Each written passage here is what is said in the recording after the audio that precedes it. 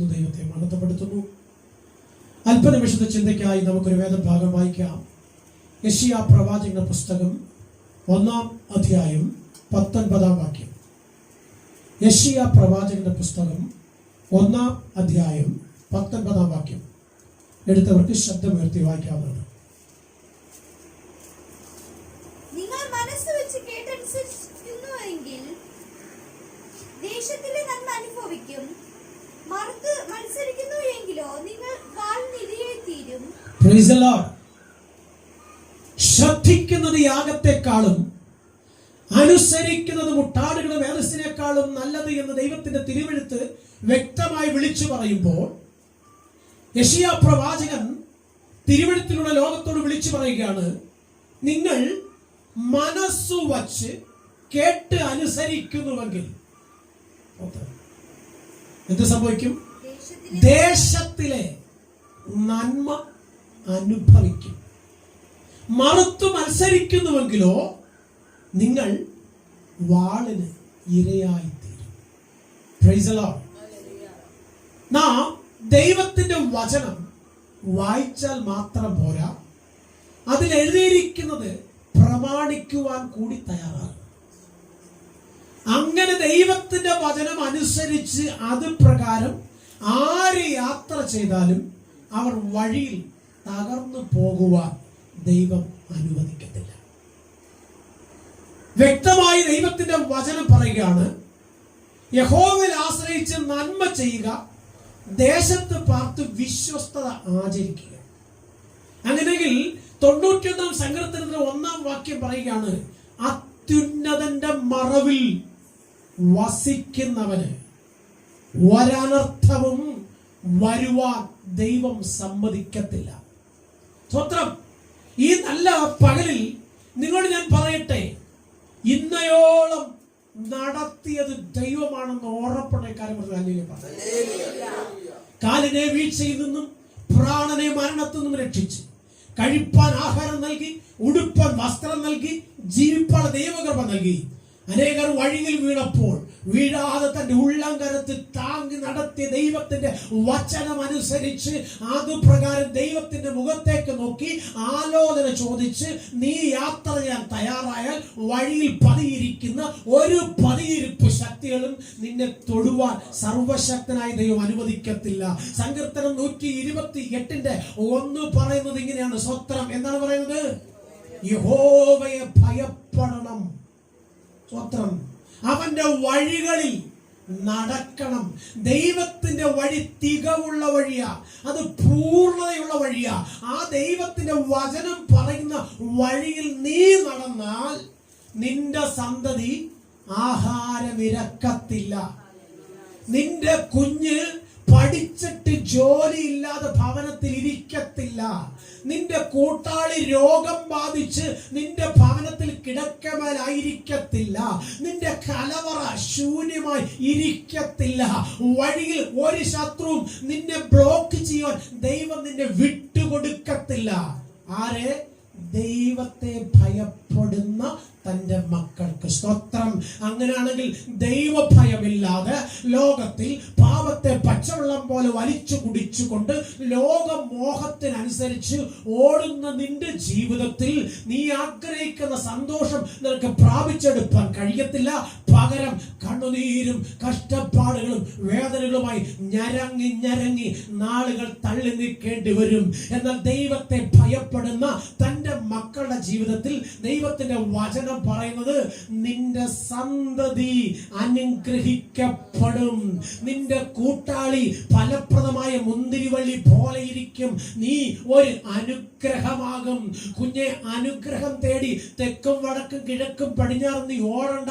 ദൈവത്തിന്റെ സന്നിധി കടന്നു വന്ന് മുഴങ്കാലും അടക്കി ദൈവമുഖത്തേക്ക് നോക്കി, കർത്താവേ നീ എന്നെ അനുഗ്രഹിക്കാതെ പോകല്ലേ എന്ന് ഉള്ളു തുറന്ന് ദൈവത്തോടൊന്ന് പറയുവാൻ നിന്റെ വീടിനകത്ത് കയറിയിരുന്ന് നിന്റെ കിടക്കറയിൽ എഴുന്നേറ്റിരുന്ന് നീ ദൈവത്തോടൊന്ന് പറഞ്ഞു നോക്ക്.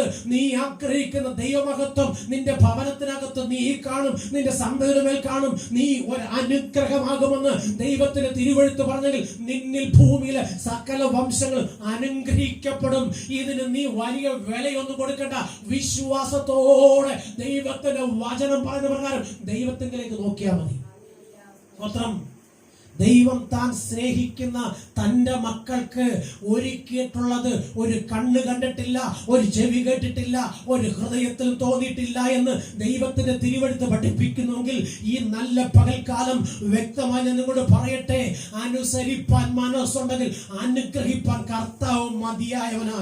വരുവാൻ മനസ്സുണ്ടെങ്കിൽ തരുവാൻ കർത്താവ് മനസ്സുള്ളവനാ. ആരാധന കരയറ്റുവാൻ മനസ്സുണ്ടെങ്കിൽ സ്വർഗീയ കലവറ തുറന്ന് നിന്നെ അനുഗ്രഹിപ്പാനും കർത്താവ് മതിയായവനാ. ഇനി ദൈവത്തെ ആരാധിക്കേണ്ടത് വിശുദ്ധിയിലും വേർപാടിലുമാ. അങ്ങനെ വിശുദ്ധിയിലും വേർപാടിലും ദൈവത്തെ നീ ആരാധിച്ചാൽ കൂട്ടുകാരിൽ പരമായി സർവശക്തനായ ദൈവം നിന്നെ നിറയ്ക്കും. നമുക്കിത് വായിക്കാം. യെശയ്യാ പ്രവാചക പുസ്തകം 38 അധ്യായം അതിന്റെ 2-3 വാക്യം ഒന്ന് വായിക്കാം. യെശയ്യാ പ്രവാചക പുസ്തകം 38 അധ്യായം 2-3 വാക്യം.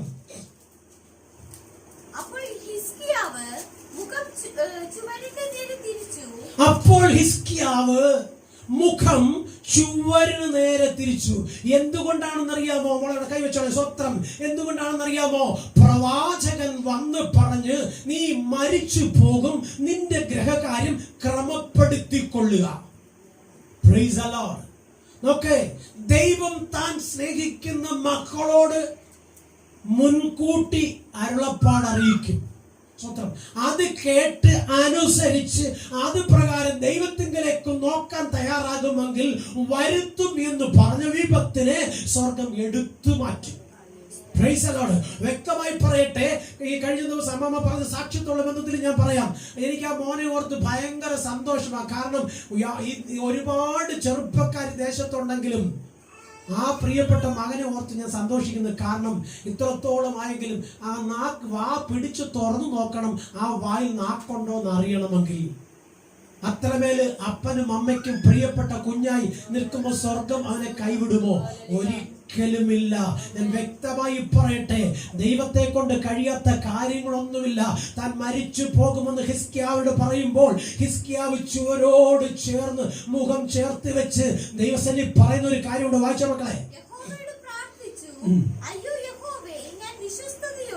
ഞാൻ വിശ്വസ്തയോടും ഏകാഗ്രഹൃദയത്തോടും നിന്റെ മുമ്പിൽ നടന്നു. സ്തോത്രം. നിനക്ക് പ്രസാദമായുള്ളത് ദൈവത്തിന്റെ ഇഷ്ടം ഞാൻ ചെയ്തു. അതുകൊണ്ട് എന്റെ പ്രാണനെ നീ എടുക്കല്ലേ ദൈവമേ. എന്റെ ഗ്രഹകാര്യം ഞാൻ ഇതുവരെയും ക്രമപ്പെടുത്തിയില്ല. ഞാൻ എന്റെ കുടുംബത്തെക്കാൾ, എന്റെ കുഞ്ഞുങ്ങളെക്കാൾ, എന്റെ സ്ഥാനമാനങ്ങളെക്കാൾ കൂടുതൽ നിനക്ക് വേണ്ടി ഞാൻ നിന്നു. നീ മറന്ന് കളയല്ലേ എന്ന് പറഞ്ഞ് ചുവരോട് ചേർന്ന് നിന്ന് വാവിട്ട് പൊട്ടിക്കഴിയുന്ന ഹിസ്കിയാവിനോട് നമുക്ക് മരിച്ചു പോകുമെന്ന് പറഞ്ഞ പ്രവാചകൻ വാതിൽപ്പടി കടക്കുന്നതിന് മുൻപ് പറഞ്ഞൊരു കാര്യമുണ്ട്. നിന്റെ പ്രാർത്ഥന ദൈവത്തിന്റെ സന്നിധിയിൽ എത്തിയെന്ന്. കുഞ്ഞെ, നീ ഒഴുക്കുന്ന കണ്ണുനീരുണ്ടല്ലോ, നിന്റെ പ്രാർത്ഥനയുണ്ടല്ലോ, ലോകത്തിന്റെ പാഴ്സി പ്രഭു ഒരു പക്ഷെ തടഞ്ഞു വെച്ചു എന്ന് വരാം. എന്നാൽ നിന്റെ കണ്ണുനീര് തടഞ്ഞു വെക്കുവാൻ ലോകത്തിൽ ആർക്കും കഴിയത്തില്ല. അതിന് മറുപടിയായി സ്വർഗം നിനക്ക് വേണ്ടി ഇറങ്ങി വരും. ആ സ്വർഗം ഇറങ്ങി വന്നാൽ നീ ആഗ്രഹിക്കുന്നു, ചിന്തിക്കുന്നു, നിനക്ക് ഉപരിയായി സ്വർഗം അതിനുമേൽ പ്രവർത്തിക്കും. വിശ്വസിക്കു കുഞ്ഞെ, നിന്നെ വിളിച്ചതയും വിശ്വസ്തന. അവൻ ഒരിക്കലും വഴിയിലിട്ടു പോകത്തില്ല. ആ കണ്ണുനീരിന് മറുപടിയായി സ്തോത്രം. നോക്ക്, ആ പ്രവാചകൻ വന്ന് പറയുന്ന ഒരു കാര്യമുണ്ട്. 15 സംവത്സരം സ്വർഗം നിന്റെ ആയുസ്സിനെ ദൈർഘ്യമാക്കി തന്നിരിക്കുന്നു. നിന്റെ പ്രാർത്ഥന അവൻ കേട്ടിരിക്കുന്നു. ദൈവ പൈതലേ, നാം പലപ്പോഴും ദൈവമുഖത്തേക്ക് നോക്കാതെ ലോകത്തിലേക്കാണ് നോക്കുന്നത്. ലോകത്തിലേക്ക് നോക്കിയാൽ ഒരു പരിധി കഴിയുമ്പോൾ ലോകക്കാർ കൈവിടും. സ്വത്രം. അപ്പനെ അമ്മയെ നോക്കിയാൽ ഒരു പരിധി കഴിയുമ്പോൾ അവർ സോറി പറയും. സ്നേഹിതരെ നോക്കിയാൽ അവർ പറയും ഇപ്പോഴെന്നെ കൊണ്ട് പറ്റത്തില്ല. പക്ഷെ ദൈവത്തിങ്കിലേക്ക് നീ നോക്കിയാലുണ്ടല്ലോ, സ്വർഗം പറയും കരയണ്ട മക്കളെ, കരയണ്ട മോനെ, കരയണ്ട മോളെ, ഞാനുണ്ട് നിന്നോട് കൂടെ. ഞാൻ നിന്നെ ശക്തീകരിക്കും, ഞാൻ നിന്നെ സഹായിക്കും, ഞാൻ നിന്നോട് അന്ത്യത്തോളം കൂടെ വരും. Praise the Lord. Praise the Lord. ഈ നല്ല പകൽക്കാലം പറയട്ടെ, സർവശക്തനായ ദൈവം നിന്നോടൊരു വാക്ക് പറഞ്ഞത് നീ ശ്രദ്ധ വെച്ച് കേട്ട് അനുസരിച്ചാലുണ്ടല്ലോ, അത് പ്രകാരം അവന്റെ മഹത്വം നീ കാണും. ഹിസ്കിയാവിന്റെ പ്രാർത്ഥന സ്വർഗത്തിലെത്തിയെങ്കിൽ ഈ നല്ല പകൽക്കാലം പറയട്ടെ, നിഗളികളെയും വ്യാജം പറയുന്നവരും എതിർത്ത് നിൽക്കണം. ദൈവത്തിന്റെ മഹത്വത്തിന് വിപരീതമായി നിന്നോട് വാദിക്കുന്നവരുടെ വാക്ക് കേട്ടുകൊണ്ട് നീ ദൈവത്തിൽ നിന്ന് അകന്നു പോകാതെ ദൈവസന്നിധിയെ താഴ്ത്തിക്കൊടുത്ത് നീ പ്രാർത്ഥിക്കാൻ തയ്യാറാകുമെങ്കിൽ തക്ക സമയത്ത് സർവശക്തനായ ദൈവം നിന്നെ, നിന്റെ കുഞ്ഞുങ്ങളെ, നിന്റെ കുടുംബത്തെ ഉയർത്തി മാനിക്കും. ഒരുപക്ഷെ പിശാച് പറയും, ഇല്ല നീ ഇവിടെ വരെ ഉള്ളൂ, ഇനി നിനക്കൊരു സ്റ്റെപ്പ് മുൻപോട്ട് വെക്കാൻ കഴിയത്തില്ല, നിന്റെ കുഞ്ഞുങ്ങളുടെ ഭാവിക്ക് ഒരു പൂർണ്ണത ഉണ്ടാകത്തില്ല, നിന്റെ കൂട്ടാളി ഒരിക്കലും നന്മ കാണത്തില്ല എന്ന് പറഞ്ഞ് നിന്റെ വിശ്വാസത്തിൽ നിന്ന് പുറകോട്ടടിക്കാൻ പിശാച് ശ്രമിക്കുമ്പോൾ കുഞ്ഞെ, നീ ഒരിക്കലും നിരാശപ്പെടരുത്. സർവശക്തനായ ദൈവത്തിന്റെ മഹത്വം നിന്നോട് കൂടുതലുള്ളത്തോളം കാലം നീ ജയിച്ചു പുറത്തു വരും. ഇപ്പോഴുള്ള കഷ്ടം സാരമില്ല എണ്ണിക്കൊണ്ട് ദൈവത്തിലേക്ക് നോക്കുവാൻ നീ തയ്യാറാകുമെങ്കിൽ നിന്റെ മുഖം വാടുവാൻ സ്വർഗത്തിലെയോ അനുവദിക്കത്തില്ല. വായിക്കാം മത്തായി സുവിശേഷം 18-ാം അധ്യായം 1-ാം വാക്യം. മത്തായി സുവിശേഷം 18-ാം അധ്യായം 1-ാം വാക്യം.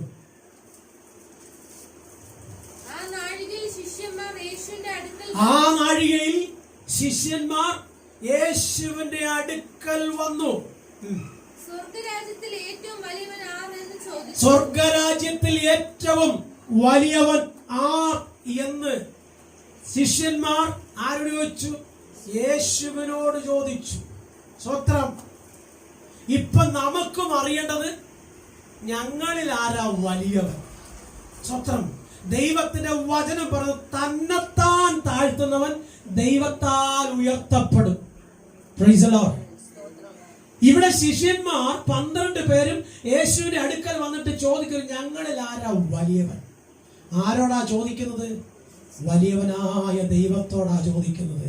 അപ്പൊ ദൈവത്തെക്കാൾ വലിയവനാകാൻ ആരാഗ്രഹിച്ചാലും കർത്താവ് പറയുക, നീ ഒരു കാര്യം ചെയ്യ്, ഏറ്റവും ചെറിയവനാവണോ? പറ്റുമോ? താഴാൻ പറ്റുമോ? ക്ഷമിക്കാൻ പറ്റുമോ? ചേർത്ത് പിടിക്കാൻ പറ്റുമോ? പറ്റത്തില്ല. ഇപ്പൊ യേശുവിനോളം ആയില്ലെങ്കിലും ഈ 12 പേരുടെ കൂട്ടത്തിൽ ഞങ്ങൾ ആരാ വലിയവൻ ഇപ്പൊ പറയണം. സ്വന്തം. എന്റെ പ്രിയപ്പെട്ട സഹോദരങ്ങളെ, നിങ്ങൾ എത്ര വലിയവരാകാൻ ശ്രമിച്ചാലും ദൈവം നിങ്ങളുടെ കൂടെ ഇല്ലെങ്കിൽ നിങ്ങളായിരിക്കും ലോകത്തിലെ ഏറ്റവും ചെറിയവർ, എല്ലാവരാലും തിരസ്കരിക്കപ്പെട്ടവർ, എല്ലാവരാലും മാറ്റി നിർത്തപ്പെട്ടവർ. എന്നാൽ സർവശക്തനായ ദൈവം നിങ്ങളുടെ കൂടെ ഉണ്ടെങ്കിൽ, ആ ദൈവത്തിലാണ് നിങ്ങൾ ആശ്രയിക്കുന്നെങ്കിൽ നിങ്ങളെക്കാൾ വലിയവരായിട്ട് വേറെ ആരും ഉണ്ടാകത്തില്ല. നിങ്ങൾ പറയുന്ന വാക്കിന് ലോകം വില കൽപ്പിക്കും. നിങ്ങളെ കാണുമ്പോൾ മറ്റുള്ളവർ നിങ്ങളുടെ മുമ്പിൽ എഴുന്നേറ്റ് നിൽക്കും. കർത്താവ് പറഞ്ഞൊരു കാര്യം, വലിയവനാകാൻ ആഗ്രഹിക്കുന്നുവെങ്കിൽ ഈ ശിശുവിനെ പോലെ ഏറ്റവും ചെറിയവനായി തീരണം എന്ന് പറഞ്ഞു കഴിഞ്ഞാൽ 4 സ്റ്റേജിൽ പാട്ട് പാടി, 4 സ്റ്റേജിൽ പ്രസംഗിച്ചു, ഒരു ദൂത് പറഞ്ഞു, ഒരു ഉപവാസ പ്രാർത്ഥനയിൽ 10 രോഗികളെ സൗഖ്യമാക്കി എന്ന് പറഞ്ഞാൽ വലിയവനാകത്തില്ല. ഞാൻ ഒന്നുമില്ല, ദൈവത്തിന്റെ കൃപയാണ് ഇതൊക്കെ എന്ന് പറഞ്ഞ് ദൈവത്തിന് താഴാൻ കഴിയുമെങ്കിൽ വലിയവനാവും. സ്വത്രം. അനേക ദൈവഭൃത്യന്മാർ തോറ്റുപോയത് എവിടെയാണെന്നറിയാമോ? ഞാൻ എന്തൊക്കെയോ ആണെന്നുള്ള ചിന്ത അകത്ത് കയറിയപ്പോഴാ. സ്വത്രം. ഇന്നലെ വരെ നക്ഷത്രങ്ങളെ പോലെ ശോഭിച്ചു നിന്ന പലരും ഇന്ന് തകർന്നു പോയത് അവരെ അകത്തുണ്ടായിരുന്ന ദൈവസ്നേഹം നഷ്ടപ്പെട്ടു. ദൈവത്തിന്റെ കൃപ അവർ മറന്നു. ദൈവം ഉയർത്തിയ ഉയർച്ച അവർ ഓർത്തില്ല. തങ്ങളുടെ എന്തോ മിടുക്കുകൊണ്ട്, തങ്ങളുടെ എന്തോ കഴിവുകൊണ്ട്, തങ്ങളുടെ എന്തോ പ്രാഗൽഭ്യം കൊണ്ടാണ് ഇത്രത്തോളം സ്റ്റേജുകളും ഇത്രത്തോളം പ്രോഗ്രാമുകളും ഇത്രത്തോളം മീറ്റിങ്ങുകൾ കിട്ടിയെന്ന് പറഞ്ഞ് ഭാവിക്കുന്നത് മീതെ ഭാവിച്ചുയർന്നപ്പോൾ സ്വർഗത്തിലെയും ഇങ്ങനെ പറഞ്ഞ്, നിന്നെ ഞാൻ അറിയുന്നില്ല. പലരും ഇന്ന് തോറ്റുപോയത് അവിടെയാ. ദൈവത്തിന്റെ വചനം പറഞ്ഞ്, ആദ്യ സ്നേഹത്തിൽ നിന്ന് നീ വീണുപോയി. സ്വത്രം. ഒന്ന് തിരിച്ചറിയണേ, നീ ആരായിരുന്നു? നീ എവിടെ കിടന്നതാ? ആർക്ക് നിന്നെ വേണമായിരുന്നു? എപ്പോ നീ ഈ പുസ്തകം ചുമക്കാൻ തുടങ്ങിയോ ആ സമയം ഈ പുസ്തകത്തിലെ ദൈവം നിന്നെ ചുമന്നതല്ലേ? അങ്ങനെയല്ലേ നീ ലോകത്തിന് മുമ്പിൽ നിന്നത്? ലോകക്കാരുടെ ഈ സുവിശേഷം പറയാൻ അവസരം ലഭിച്ചത്. നീ എന്ത് ചെയ്യണം? ഒരു കൊച്ചു കുഞ്ഞിനെ പോലെ ഞാനൊന്നുമില്ല എന്ന് പറഞ്ഞ് ദൈവസന്നിധിയിൽ സ്വയം നിന്നെ താഴ്ത്തി കൊടുക്കണം. അപ്പോസ്തലനായ പൗലോസ് പറയുന്ന ഒരു കാര്യം ശ്രദ്ധ വെച്ച് കേൾക്കണമേ. സ്വന്തം ഞാൻ അനവധി കഷ്ടങ്ങളും അനർത്ഥങ്ങളും അനുഭവിച്ചവനാ, ഒരുപാട് പ്രാവശ്യം അടികൊണ്ടവനാ, ഒരുപാട് പ്രാവശ്യം കപ്പൽ ചേർന്ന് തകർന്നു പോകേണ്ടവനാ. അവിടെ എല്ലാം എന്നെ താങ്ങിയത് ഞാൻ ഉയർത്തിയ എന്റെ കർത്താവാ. Praise the lord, praise the lord. ഞാൻ ഒന്നുകൂടി ഓർമ്മിപ്പിച്ച് എന്നെ കേൾക്കുന്ന നിങ്ങളോട് പറയട്ടെ, സ്തോത്രം. പ്രതികൂലങ്ങൾ ഒന്നിന് പുറകെ ഒന്നൊന്നായി കടന്നു വരുമ്പോഴും അപ്പോസ്തലനായ പൗലോസിന്റെ അകത്ത് എന്തുണ്ടായിരുന്നു? ഒരു വിശ്വാസം ഉണ്ടായിരുന്നു. ഞാൻ ഉയർത്തിയത്, എനിക്ക് വേണ്ടി പ്രാണത്യാഗം ചെയ്ത യേശുവിനെയാ. അതുകൊണ്ട് ആ യേശു എന്നെ താഴ്ത്തില്ല, അവൻ എന്നെ ഉയർത്തും. സൗരങ്ങളുടെ വിശ്വാസം അതാവണം. ഒരു പനി വന്നു, ഒരു ചുമ വന്ന്, ഇല്ലെന്നുണ്ടെങ്കിൽ ഒരു സാമ്പത്തിക നഷ്ടം വന്നു എന്ന് കരുതി എല്ലാം പോയി എന്ന് പറഞ്ഞ് നിലവിളിച്ച് തെക്കും വടക്കും കിഴക്കും പടിഞ്ഞാറ് നടക്കാതെ മാറിയിരുന്ന് ദൈവത്തിന്റെ സന്നിധിയിൽ നഷ്ടപ്പെട്ടു പോയതിനെ ഓർത്തും വരുവാനുള്ള ദൈവത്തിന്റെ മഹത്വത്തെ ഓർത്തും കണ്ണുനീരോടെ ഒന്ന് കരയുവാൻ, പ്രാർത്ഥിക്കുവാൻ, ദൈവമുഖത്തേക്ക് നോക്കുവാൻ, ദൈവത്തിന്റെ തിരുവെഴുത്തൊന്ന് വായിക്കുവാൻ നിങ്ങൾ തയ്യാറാകുമെങ്കിൽ കൂട്ടുകാരിൽ പരമായി സർവശക്തനായ ദൈവം നിങ്ങളെ നിറച്ച് മാനിക്കുമെന്നുള്ളത് രണ്ടർത്ഥമില്ല. ഒറ്റ വാക്ക് ഞാൻ പറയട്ടെ, അവൻ സകലത്തിനും സർവത്തിനും മീതെ നിന്നെ ഉയർത്തി മാനിക്കും. കുറ്റം പറയാൻ ഒരുപാട് പേര് കാണും, പക്ഷെ നിന്റെ സാഹചര്യം തിരിച്ചറിയാൻ ആരും കാണത്തില്ല, നിന്റെ അവസ്ഥ മനസ്സിലാക്കാൻ ആരും കാണത്തില്ല. അതുകൊണ്ടാ പറഞ്ഞത്, ലോകത്തിലേക്ക് നോക്കാതെ ദൈവത്തിങ്കലേക്ക് നോക്കണം. സന്തോഷമുള്ളപ്പോഴും സങ്കടമുള്ളപ്പോഴും ദൈവത്തിന് മഹത്വം കൊടുക്കണം. പ്രാണത്യാഗത്തെ, പ്രാണന്റെ രക്ഷയ്ക്ക് വേണ്ടി ഓടി ഗുഹയ്ക്കകത്ത് കയറിയ ദാവീദ്, സ്വത്രം താൻ കിടക്കുന്ന ഗുഹയ്ക്ക് തൊട്ടടുത്ത് ശൗലും കൂട്ടരും ഉണ്ടെന്ന് അറിഞ്ഞപ്പോൾ സ്നേഹവൻ ചെന്ന് പറയുന്ന ഒരു കാര്യമുണ്ട്, രാജാവേ, ദേ ശൗല് അപ്പുറത്തെ ഗുഹയിലുണ്ട്, ഇപ്പൊ പോയാ നമുക്ക് അവനെ കൊല്ലാം. നമ്മളാണെങ്കിലോ സ്വത്രം അപ്പോഴേ ചാടി ഇറങ്ങും, വാടും വളിയും കുന്തവുമായിട്ട്. സ്വത്രം ഇനി അവനെ കൊന്നിട്ട് തന്നെ വേറെ കാര്യം, കാരണം കുറെ നാളായിട്ട് അവൻ എന്റെ പുറകെ നടന്ന് എന്നെ വല്ലാതെ വേദനിപ്പിച്ചുകൊണ്ടിരിക്കുക. പോകത്തില്ലേ? പോവും. സ്വത്രം എത്ര അന്യഭാഷ പറയുന്നവനായാലും എത്ര അഭിഷേകത്തിൽ നിൽക്കുന്നവനായാലും ചെയ്യും. അതല്ലേ നടക്കുന്ന ഇലക്ഷനും മത്സരമൊക്കെ? അതല്ലേ ഡിസ്ട്രിക്ട് പാസും സ്റ്റേറ്റ് പാസും ഓവർസീറുമായിട്ട് ഓവറായി കാണിക്കുന്ന പരിപാടികള്? സ്വത്രം ക്രിസ്തു നിന്നെ ഉയർത്തിയില്ല എങ്കിൽ നിന്റെ ഉയർച്ച താഴ്ചയായി മാറുന്ന സമയങ്ങൾ വരും. സ്വത്രം ദാവീദ് പറയുന്നൊരു കാര്യം, പ്രതികാരം യഹോവയ്ക്കുള്ളത്. Price the Lord. പ്രതികാരം യഹോവയ്ക്കുള്ളത്. ഞാൻ അവനെ തൊടാൻ പാടില്ല, അവൻ ദൈവത്തിന്റെ അഭിഷക്തനാ. നമ്മളാണെങ്കിലോ അവൻ നമ്മുടെ പള്ളിക്കാരനല്ല, അവൻ നമ്മുടെ കൂട്ടുവിശ്വാസിയല്ല. മാത്രം പിന്നെ പറയുന്നത് അവർ നമ്മുടെ ഗ്രൂപ്പിലുള്ളവനല്ല. നമ്മളെ വിളിച്ചു വേർതിരിക്കപ്പെട്ടവരാ. അവരോ നമ്മുടെ പള്ളിക്ക് പുറത്തുള്ളവരാ. എന്ന് നിന്റെ ഈ വൃത്തികെട്ട സ്വഭാവം മാറുമോ അന്ന് നിന്നിലൂടെ ദൈവപ്രവൃത്തി വെളിപ്പെടും. എന്ന് നിന്റെ ഈ അവിശ്വാസം നിന്നെ വിട്ടുപോകുമോ അന്ന് ദൈവമഹത്വം നീയും കാണും.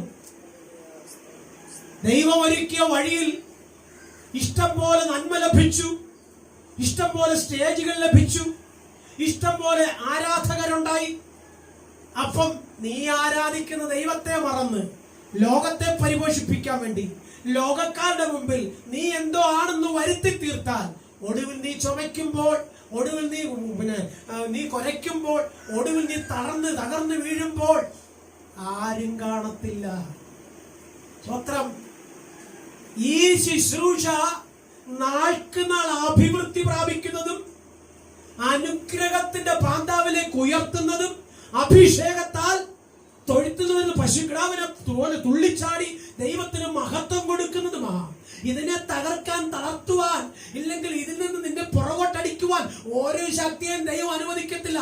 എന്തുകൊണ്ടാണ് പലപ്പോഴും നീ പുറകോട്ട് പോകുന്നത് എന്ന് ചോദിച്ചു കഴിഞ്ഞാൽ, നീ ദൈവത്തെക്കാൾ കൂടുതൽ നിന്നെ ഉയർത്തുകയാണ്. കൂടപ്പുറപ്പേ, സഹോദരങ്ങളെ, ഉയരത്തിൽ വസിപ്പാനും ഉയർത്തപ്പെടുവാനും യോഗ്യനായവൻ ആരെങ്കിലും ഉണ്ടെങ്കിൽ അത് നീയും ഞാനും ആരാധിക്കുന്ന കർത്താവായ യേശു ക്രിസ്തുവാ. അവനെ ഉയർത്തിയാൽ എന്റെ യേശുപ്പൻ നിന്നെ ഉയർത്തും. മാത്രം എങ്ങനെ ഉയർത്തണം?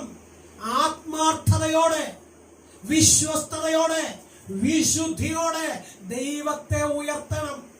അങ്ങനെ നീ ദൈവത്തെ ഉയർത്തുമ്പോൾ കുറ്റം പറയാൻ ഒരുപാട് പേര് കാണും. അത് കേട്ടിട്ട് നീ ചെയ്യുന്ന ജോലി ഒരിക്കലും പുറകോട്ട് പോകരുത്, പുറകോട്ട് നോക്കരുത്. കർത്താവ് എന്ന് പറയുന്നുവോ അത് കേട്ട് അത് പ്രകാരം നീ യാത്ര ചെയ്യാൻ ശ്രമിച്ചാൽ നിന്റെ മുൻപുള്ള സകല ദുർഘടങ്ങളും നിരപ്പാകും. പിശാച് കൊണ്ടുവരുന്ന യാതൊരു ബാധയും നിന്നെ തൊടുവാൻ ദൈവം അനുവദിക്കത്തില്ല. ഇനി ഒന്നുകൂടി പറയട്ടെ, നമ്മുടെയൊക്കെ ശരീരത്തിൽ ഒന്നല്ലെങ്കിൽ മറ്റൊരു തരത്തിൽ രോഗമുണ്ട്. പക്ഷെ എന്തുകൊണ്ട് രോഗമുണ്ടായിട്ടും നീ വീണ് തകർന്നു പോകുന്നില്ല എന്നറിയാമോ? നിന്റെ ശരീരത്തിൽ വസിക്കുന്ന ദൈവത്തിന്റെ ആത്മാവ് ഉള്ളിടത്തോളം കാലം നീ തകർന്നു വീഴുവാൻ ഇടവരത്തിലോ. കരമുയർത്തി ഹല്ലേലൂയ പറയെങ്കിൽ പറ. സ്വത്രം വ്യക്തമായി പറയട്ടെ, അനുസരിക്കുവാൻ മനസ്സുണ്ടെങ്കിൽ അനുഗ്രഹിപ്പാനും കർത്താവ് മതിയായവനാ. മനുഷ്യപുത്രന്റെ മാംസവും രക്തവും ഭക്ഷിക്കുവാൻ നിനക്കാവുന്നില്ല എങ്കിൽ നീ ആരല്ല? കർത്താവിന്റെ മകനും മകളുമല്ല. വായിച്ച യോഹന്നാൻ സുവിശേഷം 6:66 മുതൽ 68 വരെ. യോഹന്നാൻ സുവിശേഷം 6 66-68 വരെ. Praise the Lord. യേശു കർത്താവ് വ്യക്തമായി പറയാം, നിങ്ങൾക്ക് എന്നോട് കൂടെ സ്വത്രം കൂട്ടായ്മ ഉണ്ടാവണമെങ്കിൽ നിങ്ങൾ എന്റെ രക്തവും മാംസവും ഭക്ഷിക്കുന്നവരാകണം.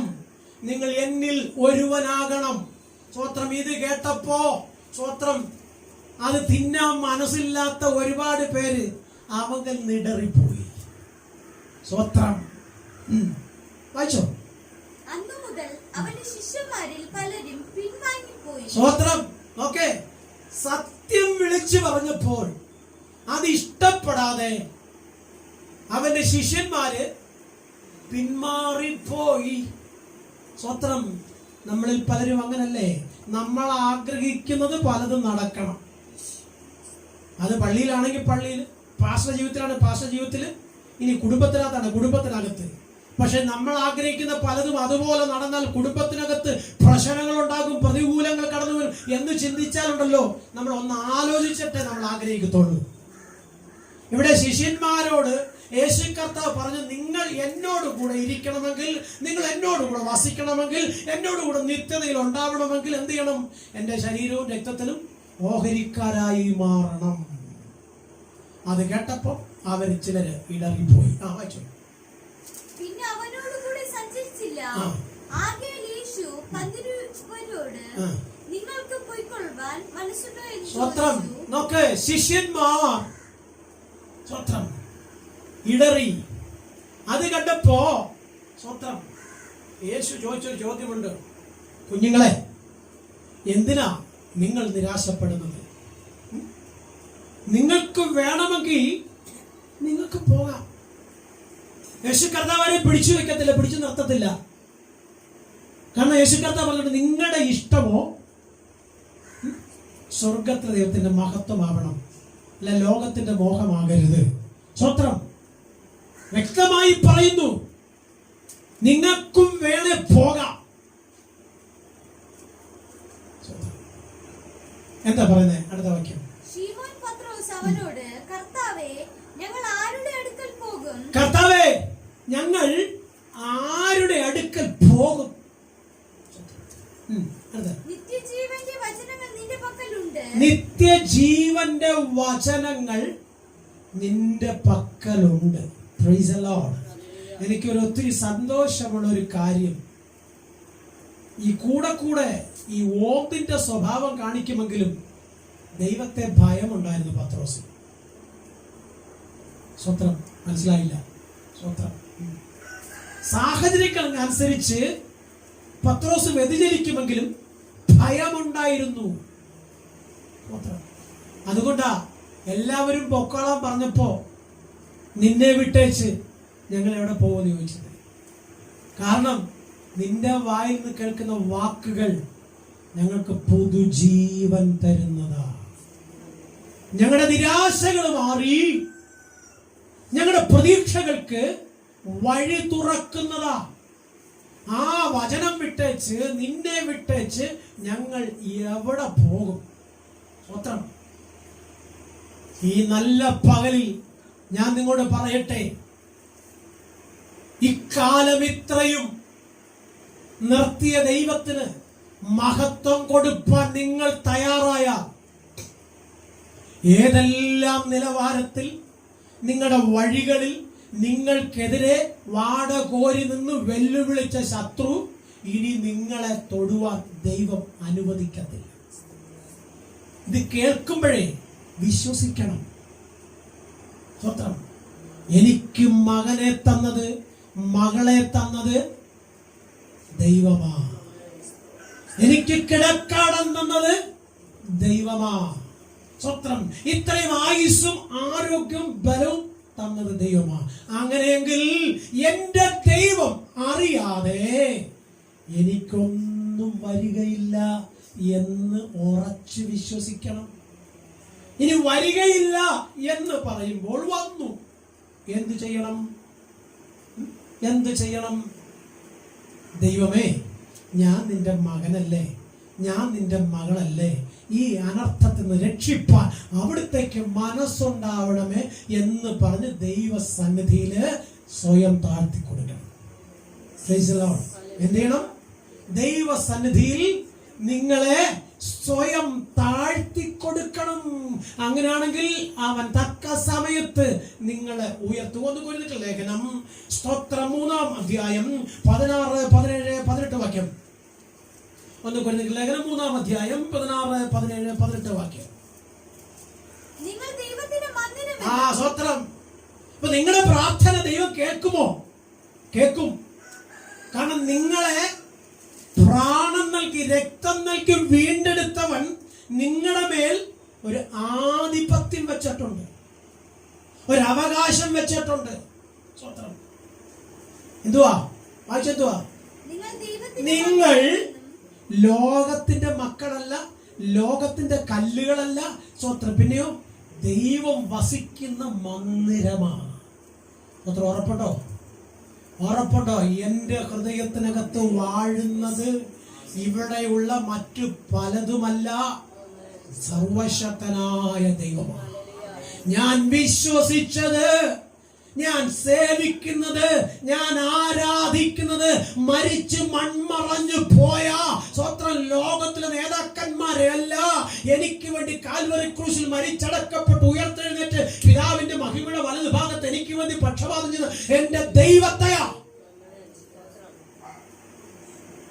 ആ ദൈവം എന്നോട് കൂടെയുണ്ട്.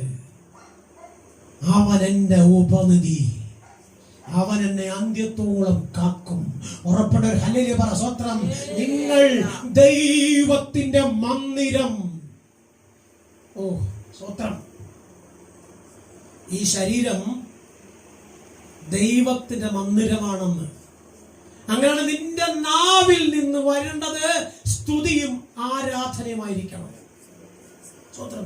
അവിശ്വാസം എന്ന് പറയുന്ന ഒരു വാക്കല്ല, അവരുടെ വിശ്വാസത്തിന്റെ പ്രഖ്യാപനങ്ങൾ ഉണ്ടാവണം. എന്ന് പറഞ്ഞ ഇത്രേ ഉള്ളൂ. നിന്റെ മുമ്പിൽ മാനസികമായി ആരെങ്കിലും തകർന്നു വന്നാൽ കരയണ്ട മോനെ എന്ന് പറയാനുള്ള മനസ്സുണ്ടാവണം. ദൈവമുണ്ട് മക്കളെ. ഈ പ്രശ്നങ്ങൾ മാറും കുഞ്ഞെ, ഈ കണ്ണുനീര് നീങ്ങും കുഞ്ഞെ, ദൈവത്തിന്റെ ഉയർത്തി ഞാൻ നിനക്ക് വേണ്ടി പ്രാർത്ഥിക്കാം എന്ന് പറയുന്ന മനോഭാവം ഉണ്ടാവണം. അവനത് സംഭവിച്ച എനിക്കിപ്പോ എന്തുവാ?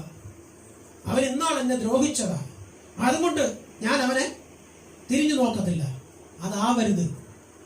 എന്റെ യേശു കർത്താവ് സ്വത്രം കാതറുത്തിട്ട യേശുവിനെ വാളുകൊണ്ട് വെട്ടിയ ആ ഭടന്റെ കാത് പത്രോസ് അറുത്തിട്ടപ്പോൾ അവനെന്നെ വെട്ടിയതല്ലേ, അവനെന്നെ കൊല്ലാൻ ശ്രമിച്ചില്ല, അതുകൊണ്ട് അവന്റെ കാത് പോകണമെന്ന് പറഞ്ഞ് യേശു കർത്താവ് നോക്കി നിന്നോ? ഇല്ല. പകരം ആ അറുത്ത് വീണ കാതെടുത്ത് ഒട്ടിച്ചു കൊടുത്തിട്ട് പറഞ്ഞൊരു കാര്യം, പത്രോസെ വാൾ ഉറയിലിട്. സ്വത്രം. അവിടെ ദൈവത്തിന്റെ മഹത്വം ആ ഭടൻ കണ്ടെങ്കിൽ, കുഞ്ഞൻ നീ ദൈവത്തിന്റെ മന്ദിരമായിരിക്കും. ദൈവത്തിന്റെ ആത്മാവ് നിന്നിൽ വസിക്കുമ്പോൾ പലതിനെ ചൊല്ലി വ്യാകുലപ്പെട്ട് മനം കലങ്ങി ലോകത്തിൽ തെക്കും വടക്കും കിഴക്കും പടിഞ്ഞാറ് ഓടാതെ ആദ്യം നീ മുറിക്കകത്ത് കയറി ഇരുന്ന് നിന്റെ വിഷയം എന്തോ അത് ദൈവസ്ഥന് പങ്കുവെക്കുക. അതിനുശേഷം അപ്പനെ വിളിക്കുക, അമ്മയെ വിളിക്കുക, അല്ലെ പാസ്റ്ററെ വിളിക്കുക, വിശ്വാസിയെ വിളിക്കുക. ഇത് പ്രാർത്ഥിക്കത്തുമില്ല, ഉപവസിക്കത്തുമില്ല, പള്ളിയിലും പോകത്തില്ല. സ്വത്രം. പള്ളിയിൽ പോയ ആത്മാർത്ഥത ദൈവത്തെ ആരാധിക്കത്തില്ല. ഇനി സ്വത്രാഴ്ച കൊണ്ടുവന്ന് ഏറ്റവും ചെറുതയെ കൊണ്ടുവരത്തുള്ളൂ. സ്വത്രം. നമ്മൾ വ്യക്തമായി തിരിച്ചറിയണേ, നാം കൊടുക്കുന്ന ആരാധന അത് ഏറ്റവും മഹത്വമുള്ളതായിരിക്കും, ഏറ്റവും ശ്രേഷ്ഠകരമായിരിക്കും. കഴിഞ്ഞ ദിവസം നമ്മുടെ കൺവെൻഷൻ മീറ്റിങ്ങിൽ ഒരു പ്രിയപ്പെട്ട സ്വത്രാഴ്ച പാത്രം വന്നപ്പോൾ അതിനകത്ത് 10, 5, 20 നോട്ട് കണ്ട് അദ്ദേഹം ചോദിച്ചു, എടാ ഇത്രയും വലിയ കൺവെൻഷൻ നടത്തിയിട്ട് സ്വത്രം ഒരു മീറ്റിങ്ങിന് തന്നെ 10,000-10,000 രൂപയാകും. അങ്ങനെയാണെന്നുണ്ടെങ്കിൽ ഈ 300-200 രൂപയും കൂടി ഈ മനുഷ്യൻ എന്ത് ചെയ്യും? അദ്ദേഹത്തിന്റെ കയ്യിൽ നിന്ന് 100 രൂപ ആദ്യം ഇട്ടിട്ട് അദ്ദേഹം ആരുടെയൊക്കെ നമ്പരും വാങ്ങിച്ചോണ്ട് പോയിട്ട് അവിടെ ചെന്ന് ഗൂഗിൾ പേ ഇട്ടിട്ട് പറഞ്ഞ്, പാസ് എൻ്റെ മൊത്തം 1300 രൂപയേ ഉള്ളൂ, അതിനകത്ത് സ്വത്രം 1000 രൂപ ഞാൻ പാസ്റ്റർക്ക് ഇട്ട് തരിക. സഹോദരങ്ങളെ, നമ്മൾ പലരും കണ്ടിട്ട് കാണാതെ പോകുമ്പോൾ, അറിഞ്ഞിട്ടറിയാതെ പോകുമ്പോൾ, നമ്മെ അറിയുവാൻ ഒരുവനുണ്ട്, അവൻ നമ്മളെ സകലതും അറിയുന്ന ദൈവമാണെന്നുള്ള തിരിച്ചറിവും ബോധവും നമുക്കുണ്ടായിട്ട് മഹത്വം ദൈവത്തിന് കൊടുക്കുവാൻ നാം തയ്യാറാകുമെങ്കിൽ നമ്മുടെ ദൈവത്തിന്റെ അത്ഭുതം നമ്മുടെ കണ്ണുകൊണ്ട് കാണും. സഹോദരങ്ങളെ, എൻ്റെ കാര്യത്തിൽ ഉണ്ടായിട്ടല്ല ഞാൻ ഈ കൺവെൻഷൻ ഇത്രയും വെക്കുന്നത്. കാരണം കർത്താവിനെ ഞാൻ ഉയർത്തൽ കർത്താവ് എന്നെ ഉയർത്തും എന്നെനിക്ക് നല്ല ഉറപ്പുള്ളതുകൊണ്ട് കഴിഞ്ഞ 39 വർഷവും ദൈവം എന്നെ ഉയർത്തിയത് അങ്ങനെ. സ്വത്രം. ഇപ്പോഴും പറയട്ടെ, ഈ പേഴ്സ് കാലിയ 13 രൂപയുണ്ട് എൻ്റെ കയ്യിൽ. സ്വത്രം. 13 രൂപ അതെൻ്റെ പോക്കറ്റിൽ ചില്ലറയായിട്ട് കിടപ്പുണ്ട്. സ്വത്രം. ഇത് വെച്ചോണ്ടാണ് വലിയ ക്രൂസൈഡ് നടത്താൻ പോകുന്നത്. ഈ പൈസയാണ് എൻ്റെ പോക്കറ്റിലുള്ളത്. സ്വത്രം. സർവശക്തനായ ദൈവമേ, ഇല്ലായ്മയിൽ നിന്ന് സകലത്തെയും വിളിച്ചു വരുത്തിയവനാണ്. സ്വത്രം. അങ്ങനെയാണെങ്കിൽ കർത്താവിനെ ഉയർത്തുന്ന നിന്റെ അകത്ത് വിശ്വാസം ഉണ്ടാകണം. ഞാൻ എൻ്റെ ദൈവത്തിന് വേണ്ടി ചിലവിടുന്നതിന്റെ 1000 മടങ്ങ് തിരിച്ചു തരുവാൻ എൻ്റെ കർത്താവ് മതിയായവനാ. ഇന്നെന്റെ കുഞ്ഞിന് നല്ല ആഹാരം വാങ്ങിച്ചു കൊടുക്കുവാൻ, എന്റെ കുഞ്ഞിന് നല്ല ഫീസ് കൊടുക്കുവാൻ, എന്റെ കുഞ്ഞിന് വണ്ടിക്കൂലി കൊടുക്കുവാൻ എന്റെ കരത്തിൽ ഇല്ല ദൈവമേ എന്ന് പറഞ്ഞ് നീ കരയുന്ന കണ്ണുനീര് സ്വർഗം കണ്ടോണ്ടിരിക്കുക. അതിന് പ്രതിഫലം സ്വർഗം നിനക്ക് തരണമെങ്കിൽ ഉള്ളതിന്റെ ഒരു വിധം നീ കൊടുക്കണം. സാരാപത്തിലെ വിധവ ഒറ്റ സെക്കൻഡ് ഒന്ന് ചിന്തിച്ചാൽ ഏലിയാവിന് ആഹാരം കൊണ്ട് കൊടുക്കത്തില്ല. കാരണം തന്റെ രക്തത്തിന് രക്തവും മാംസത്തിന് മാംസവുമായ ആ കുഞ്ഞ് പട്ടിണി കിടക്കുക. 3-4 ദിവസമായി അല്ലാത്ത കഷ്ടത്തിൽ കൂടെ കടന്നു പോവുക. വ്യക്തമായി ഞാൻ പറയട്ടെ, സർവശക്തനായ ദൈവം അവളുടെ ക്ഷാമകാലത്ത് ക്ഷേമമായി അവളെ പുലർത്തേണ്ടതിന് ഒരു ഏലിയാവിനെ അവിടെ കൊണ്ട് ചെല്ലുമ്പോൾ ആ വിധം ഒറ്റ കാര്യം ചിന്തിച്ചോള്, ഞാൻ തിന്നാലും മരിക്കും, തിന്നില്ലെങ്കിലും മരിക്കും, പക്ഷേ അതിനു മുമ്പ് ഈ മനുഷ്യനെ വിശപ്പടക്കുവാൻ എനിക്ക് കഴിയുമെങ്കിൽ ഇതിപ്പര ഭാഗ്യം വേറെ ഇല്ലെന്ന് ചിന്തിച്ചിട്ട് ഉള്ളത് ആ പ്രവാചകന് കൊടുക്കുവാൻ തയ്യാറാകുമ്പോൾ സ്വർഗം അവിടെ കലവറയെ നിറച്ചു. ഇത് കേൾക്കാൻ നല്ല രസമാണ്. പക്ഷെ പ്രവൃത്തി പദത്തിൽ കൊണ്ടുവരാൻ ഇച്ചിരി പാടാണ്. പക്ഷെ എനിക്ക് ഉറപ്പുണ്ട്, ഈ ദിവസം വരെയും എന്നെ ചുമന്നത് ഈ പുസ്തകമാണ്. സ്വത്രം. അതുകൊണ്ട് ഈ കലവറ ശൂന്യമാകുവാൻ ദൈവം അനുവദിക്കത്തില്ല. കോടികൾ ലക്ഷങ്ങൾ ബാങ്ക് ബാലൻസ് ഇട്ടിട്ട് 1000-കണക്കിന് രൂപ ഹോസ്പിറ്റലുകൾ വാരി ചെലവാക്കും. സ്വത്രം. ഒടുവിൽ ഡോക്ടർ കൈമലത്തുമ്പം അയ്യോ പാസ്റ്ററെ എന്ന് പറഞ്ഞ് വിളിക്കും. അതുവരെയും പാസ്റ്ററേയും വേണ്ട, കൂട്ടുവിശ്വാസിയും വേണ്ട, ആരെയും വേണ്ട. സഹോദരങ്ങളെ, എന്റെ ഈ ശരീരത്തിനകത്ത് ഒന്ന് ഡോക്ടർമാര് പരിശോധിച്ചാൽ എന്തെല്ലാം രോഗങ്ങൾ കാണുമെന്നറിയാമോ? പക്ഷേ എന്ത് പരിശോധിച്ചാലും ഒരു രോഗവുമില്ല എന്നുള്ള റിസൾട്ടാണ് വരുന്നത്. സ്വത്രം. എന്തുകൊണ്ടെന്നറിയാമോ? ഈ ശരീരം ദൈവത്തിന്റെ മന്ദിരമാണെന്ന് ഞാൻ വിശ്വസിക്കുന്നത് കൊണ്ടാണ്. സ്വത്രം. നിങ്ങൾ മനസ്സിലാക്കണം, എന്റെ മേൽ വ്യാപരിക്കുന്ന ദൈവത്തിന്റെ ആത്മാവാ. അതുകൊണ്ട് ഒരർത്ഥവും വന്ന് ഞാനും എന്റെ കുഞ്ഞുങ്ങളെ വീണ് പോകുവാൻ ദൈവം അനുവദിക്കത്തില്ല. നമ്മുടെ ഈ പ്രിയപ്പെട്ട അച്ചായൻ തനിക്ക് ശരിക്കും ശാരീരികമായൊരു ബാലൻസ് പോലും ഇല്ലാതായിരുന്നിട്ട് പോലും എന്തിനാ രാവിലെ ഓടി വരുന്നത്? എന്തിനാ രാവിലെ ഓടി വരുന്നത്? ദൈവത്തെ ഒന്ന് ആരാധിക്കുവാൻ. അല്ലയോ? ദൈവത്തെ ആരാധിക്കല്ലേ വന്നത്? സ്വത്രം. അതാ ദൈവത്തിന്റെ മഹത്വം.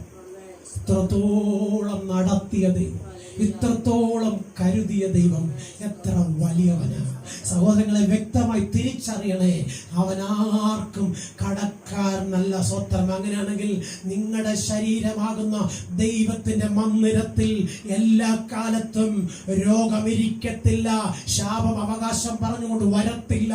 നിങ്ങളുടെ കൂടാരത്തിനകത്ത് പട്ടിണിയും ദാരിദ്ര്യവും കടന്നു വന്ന് ലോകത്തിന് മുമ്പിൽ ഇരക്കുവാൻ ദൈവം അനുവദിക്കത്തില്ല. കാരണം നിന്നെ വിളിച്ചപ്പോൾ സ്വർഗം തീരുമാനിച്ച ഒരു കാര്യമാ, എന്റെ കുഞ്ഞിന്റെ തല ഇനി ലോകത്തിന് മുമ്പിൽ കുനിയുവാൻ ഇടയാവരുത്. അന്നു മുതൽ ഇന്നുവരെയും നിന്നെ കരുതിയ ഒരു ദൈവമുണ്ടെങ്കിൽ ആ ദൈവം ഇപ്പോഴും നിന്നെ നടത്തുവാൻ മനസ്സുള്ളവനാണെന്ന് തിരിച്ചറിയാൻ ശ്രമിക്കുക. സഹോദരങ്ങളെ, കുറ്റം പറയുന്ന ഒരുപാട് പേരുണ്ടാവും. അത് കേട്ടിട്ട് നീ മുമ്പോട്ട് വെച്ച കാല് ഒരിക്കലും പുറകോട്ട് വെക്കരുത്. മാത്രം. അങ്ങനെ മുമ്പോട്ട് വെച്ച കാല് നീ പുറകോട്ട് വെച്ചാൽ എന്തായിത്തീരും അറിയാമോ? ലോത്തിന്റെ ഭാര്യയെ പോലെ അവിടെ നിൽക്കും. മുമ്പോട്ട് പോകാൻ കഴിയത്തില്ല. നമുക്ക് ഒത്തിരി കഴിവുകളുണ്ട്. ആ കഴിവുകളില് ഒരൊറ്റ കഴിവെടുത്ത് ഉപയോഗിക്കാൻ തയ്യാറുണ്ടോ? ബാക്കി 99 മാറ്റി വയ്ക്കും. കർത്താവ് കൂടെ നിൽക്കും. പക്ഷെ നമ്മൾ ഒന്ന് പോലൊരു അംശം പോലും നമ്മൾ ഉപയോഗിക്കത്തില്ല. ഇന്ന് പകൽക്കാലം എല്ലാ കണ്ണുകളും അടച്ച് പ്രാർത്ഥിക്കുന്നതിന് മുമ്പ് ഞാൻ നിങ്ങളോട് ചോദിക്കട്ടെ, ഇക്കാലം ഇത്രയും നിങ്ങൾ വിശ്വസിച്ച വിശ്വാസം, അതിന്റെ മഹത്വം, അതിന്റെ പൂർണ്ണ നിങ്ങൾ കണ്ടോ? സ്വത്രം. കണ്ടില്ല എങ്കിൽ ഈ പകലിൽ പൂർണ്ണമായി പറ, ഞാനത് കാണും, ഞാനത് കാണും. ഞാൻ കുറഞ്ഞു പോയത് കൊണ്ടാണ് ദൈവം കുറവ് കാണിച്ചത്. ഞാൻ നിറഞ്ഞാൽ ദൈവം എന്നെ നിറയ്ക്കും. ഈ നല്ല പകലിൽ കുറവ് നമുക്ക് വേണ്ട, ഒരു നിറവ് വേണം. സ്വത്രം. ഒരു നിറവ് വേണം. ഞാനൊരു കാര്യം ഓർമ്മിപ്പിക്കുമ്പോൾ എൻ്റെ ഹൃദയത്തിന് അല്പം വേദനയുണ്ട്. എങ്കിലും ഞാൻ പറയട്ടെ, ഞാനൊരു കുഞ്ഞിനോട് പറഞ്ഞ്, മക്കളെ വണ്ടി ഓടിക്കുമ്പോൾ സൂക്ഷിച്ച് ഓടിക്കണം. മക്കളെ വണ്ടി കൊണ്ടുപോകുമ്പോൾ സ്പീഡ് ലിമിറ്റ് ചെയ്ത് കൊണ്ടുപോകണം. ഒന്നല്ല 9 വട്ടം പറഞ്ഞിട്ടും അനുസരിച്ചില്ല. 9 വട്ടവും അപകടങ്ങൾ സംഭവിച്ചു. 9 വട്ടവും അപകടങ്ങൾ സംഭവിച്ചു.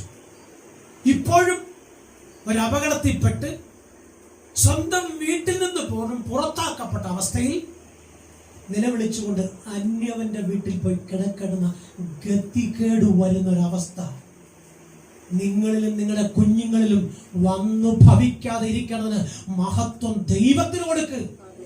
മാത്രം. കേട്ടല്ലോ ഒരു നല്ല സാക്ഷ്യം. വലിയ ആപത്തിൽ നിന്ന് സർവശക്തനായ ദൈവം ആ കുഞ്ഞിനെ വിടുവിച്ചെങ്കിൽ ആ അമ്മയുടെ കണ്ണുനീരാതെ. വീട്ടിനകത്ത് ഒത്തിരി പ്രതികൂലങ്ങളുണ്ട്, പക്ഷേ തന്റെ കണ്ണുനീരിന് കുറവില്ല. തന്റെ കണ്ണുനീര് ദൈവത്തിന്റെ സന്നിധി വീഴുന്നത് കൊണ്ട് അനർത്ഥം വ്യസനഹേതുവിന് കാരണമാകാതെ സന്തോഷത്തോടെ കുഞ്ഞിനെ മടക്കി കൊണ്ടുവന്നെങ്കിൽ ഈ നല്ല പകൽക്കാലം ഞാൻ നിങ്ങളോട് പറയട്ടെ, നിങ്ങൾ കുറഞ്ഞു പോകുവാൻ സ്വർഗത്തിൽ ദൈവം അനുവദിക്കത്തില്ല.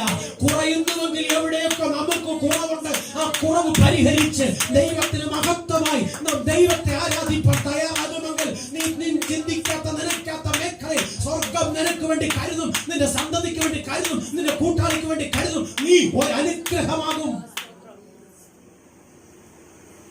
ദൈവത്തെ സേവിപ്പാൻ ഇറങ്ങി, ദൈവം പറയുന്ന കേട്ട അനുസരിച്ചപ്പ വാർദ്ധക്യകാലത്ത് അനുഗ്രഹിക്കപ്പെട്ട ഒരു ഇസഹാക്കിനെ സ്വർഗം കൊടുത്തെങ്കിൽ സർവശക്തനായ ദൈവം അപ്പനോട് പറഞ്ഞ അതേ വാക്ക് മോനോട് പറയുക, മോനെ മിശ്രമിലേക്ക് പോകരുത്, മാത്രം നീ ഇവിടെ പാർക്ക. മിശ്രമിലേക്ക് പോകരുത്, നീ ഇവിടെ പാർക്ക. ശ്രദ്ധ വെച്ച് കേട്ട് അനുസരിച്ച ഇസഹാക്ക് മിശ്രമിൽ പോയില്ല. അവൻ നിന്നയിടത്ത് വിതച്ചു, സ്വർഗം അവന് 100 മേനി കൊടുത്തു. പ്രിയപ്പെട്ട സഹോദരങ്ങളെ, ചോദിക്കുന്നതിലും ചിന്തിക്കുന്നതിലും നനയ്ക്കുന്നതിലും ഉപരിയായി എന്നെ നിറയ്ക്കുന്നവനെയാ ഞാൻ ആരാധിക്കുന്നത്. എനിക്ക് വേണ്ടി കരുതിയ ദൈവത്തെ ഞാൻ ആരാധിക്കുന്നത്. എന്നെ അന്ത്യത്തോളം കരം പിടിച്ചു നടത്താമെന്ന് പറഞ്ഞ ദൈവത്തെ ഞാൻ ആരാധിക്കുന്നത്. അവൻ എന്നെ തള്ളിക്കളയത്തില്ല, അവൻ എന്നെ മറന്നു കളയത്തില്ല, അവൻ എന്നെ ഉയർത്തി മാനിക്കുക തന്നെ ചെയ്യും എന്ന് പറഞ്ഞെങ്കിൽ ഈ പകൽക്കാലം നിങ്ങളോട് പറയട്ടെ, അബ്രഹാമിനോട് പറഞ്ഞ വാഗ്ദത്തം യേശുക്രിസ്തു മൂലം നിങ്ങൾക്ക് സ്വർഗത്തിലെ അപ്പച്ചൻ ദാനമായി തന്നെങ്കിൽ നീ ശപിക്കപ്പെട്ടവനല്ല, നിന്റെ സന്തതി ശപിക്കപ്പെട്ടവരല്ല, നിന്റെ കൂട്ടാളി ശപിക്കപ്പെട്ടവരല്ല, നീ ഒരു അനുഗ്രഹമാ. ഒന്ന് പറയാമോ, ഞാനൊരു അനുഗ്രഹമാണ്? ഉള്ളു തുറന്നു പറയണം, ഞാനൊരു അനുഗ്രഹമാണ്.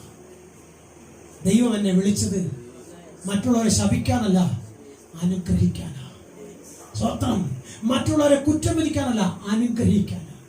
സ്വത്രം ഒന്നുകൂടി ചേർത്ത് പറയാം, തെറ്റ് കണ്ടാൽ കറക്റ്റ് ശിക്ഷ കൊടുക്കണം, തെറ്റ് കണ്ടാൽ ശിക്ഷ കൊടുക്കണം. പക്ഷേ തെറ്റില്ലാത്തവനെ ശിക്ഷിക്കാൻ നിൽക്കരുത്. സ്വത്രം ഈ നല്ല പകലിൽ നിങ്ങളോട് എനിക്ക് പറയാൻ ഒറ്റ കാര്യമേ ഉള്ളൂ, നിങ്ങൾ വിളിച്ച ദൈവം വിശ്വസ്തനാ. നിങ്ങൾ വിളിച്ച ദൈവം വിശ്വസ്തനാ. ഒരിക്കലും വഴിയിലിട്ടു പോകുന്നവനല്ല. അതുകൊണ്ട് പുറമേ ഉള്ളത് വിട്ടുകളയണം. യെശയ്യാപ്രവാചകന്റെ പുസ്തകം 1-ാം അധ്യായം അതിന്റെ 3-4 വാക്യം ഒന്ന് വായിച്ചേക്കെ പെട്ടെന്ന്.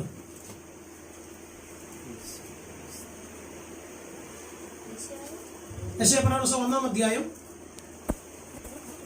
ആകാശമേ കേൾക്ക, അല്ല അതല്ല,